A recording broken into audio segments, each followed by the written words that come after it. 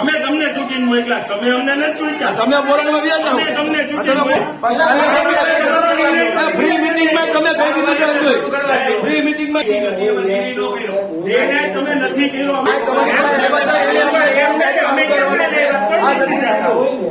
સૂચનો કરતા હતા, તમે એટલો વધારે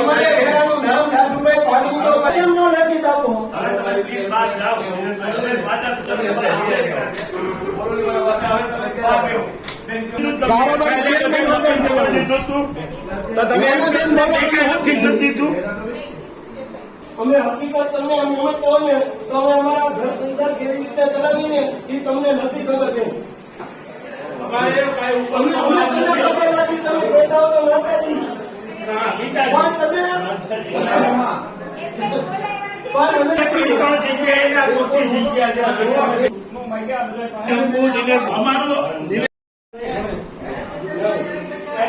તમે કહેતા હો તો માતાજી અમારો તો ફોટો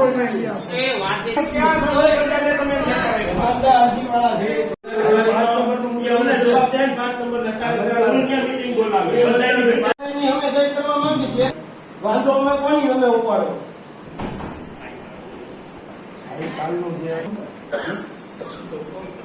જાણ કરવાની કહેવાનું હતું કે હમણાં વધારો કરી એ ચોખ્ખાઈ કરવાની હતી. નિર્ણય કરવા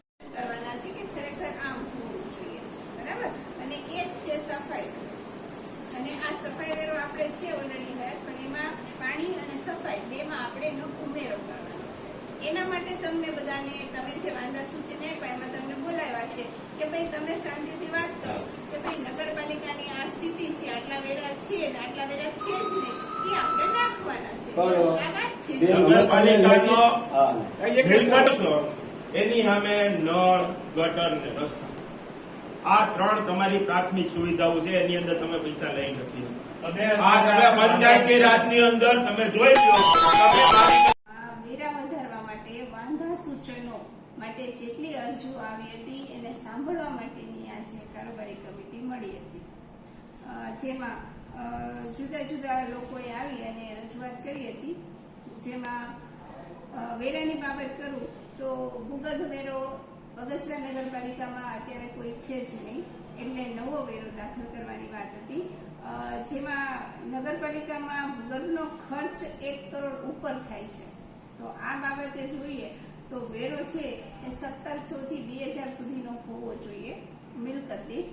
પરંતુ આ બાબતે કારોબારી કમિટીએ જે નિર્ણય નક્કી કર્યો છે એ મુજબ ઘર દીઠ 250 વેરો લેવાનો અમને નક્કી કર્યો છે. લાઇટ વેરો પણ બગસરા નગરપાલિકામાં અત્યાર સુધી નખાયેલો ન હતો અને એ વાર્ષિક 50 રૂપિયા નક્કી કરવામાં આવ્યો છે. આમ જોઈએ તો એ ખૂબ ઓછો છે. જે નગરપાલિકાની વસ્તી છે, જે કાર્યક્ષેત્ર છે, એના પ્રમાણમાં જોઈએ તો કારોબારી કમિટીએ ખૂબ જ ઓછા વેરાના દર નક્કી કરેલા છે અને જેનાથી ખર્ચ થઈ શકે નહીં. મતલબ 10%, 15%, 20%થી વધારે એનો ખર્ચ કવર ના થાય અને નગરપાલિકા કેવી મળે. સાહેબ એને મંજૂરી આપે અને એ હુકમ કરે ત્યારથી લાગુ પડે. હજુ આ જે કારોબારીએ જે નક્કી કર્યું છે એના ઉપર RCM સાહેબ વિશ્લેષણ કરી અને પછી એ જયારે હુકમ કરે ત્યારે એ અમલમાં ભાવનગર જશે ને, ભાવનગર જશે. અને પાણીથી આપણે ઓલરેડી 600 રૂપિયા પાણીનો દર છે. જે વધારવાની વાત હતી, જે ખરેખર તો 2000 હોવો જોઈએ, પરંતુ અત્યારે આપણે માત્ર 300 રૂપિયા જ પાણીનો વધારો કરેલો છે. અને સફાઈ વેરો છે એ આપણે વાર્ષિક 25 રૂપિયા હતો. અત્યારે સફાઈ કર્મચારીઓની હમણાં હાલમાં હડતાલના અંતે જોઈએ તો એમને જે આપણે વેતન દરને ચૂકવવા પડે એની સામે માત્ર 25 રૂપિયા, તો એ કંઈ ના કહેવાય. અને આ સંબંધમાં ખરેખર વેરો છે એ 500 જેટલો થવો જોઈએ, પણ સૂચિત 300 કરી અને માત્ર ને માત્ર વાર્ષિક 100 રૂપિયા વેરો નગરપાલિકાની કારોબારી કમિટી દ્વારા વધારવામાં આવેલો છે.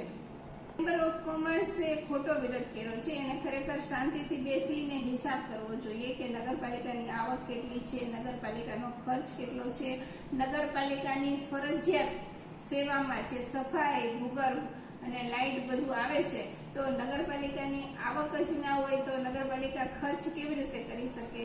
લોકોની સુખાકારી માટે, લોકો માટે આપણે વેરા નાખીએ તો જ આપણે કાર્ય કરી શકીએ. અને સ્વતંત્ર અને સ્વનિર્ભર નગરપાલિકાની દિશામાં જવા માટે થઈને આપણે ફરજિયાતપણે આપણે જે ખર્ચ છે એના પ્રમાણમાં આપણે વિચારવું જોઈએ. હમણાં ફંક્શન હતું ત્યારે તો એવું મને કીધું હતું. એનો કોઈ